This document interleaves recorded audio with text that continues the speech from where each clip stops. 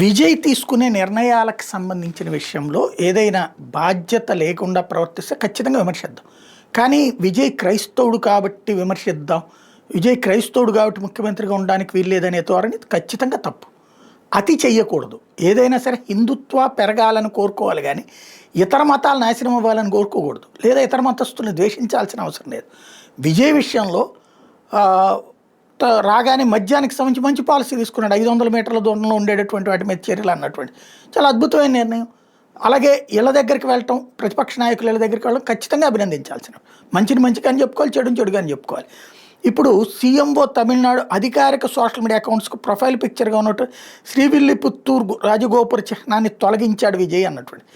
అది ప్రభుత్వానికి సంబంధించింది కాదు, అది వ్యక్తిగతమైనటువంటిది. అది ఇదివరకు ఏంటంటే స్టాలిన్ హిందూ ఇంట్రెస్ట్ లేకపోవడం వలన విమర్శ రానికుండా ఉండటం కోసం తన ఫేస్బుక్ ప్రొఫైల్ దాని మీద సీఎంఓ ప్రొఫైల్ మీద అది పెట్టుకున్నాడు. దీంట్లో ఇతను ఫోటో పెట్టుకున్నాడు. దేవుళ్ళని ద్వేషించడం ఇట్లాంటిది అయ్యి ఉంటే మొన్న అతను బొట్టు పెట్టుకు రాకూడదు, వాళ్ళ అమ్మగారు బొట్టు పెట్టు రాకూడదు.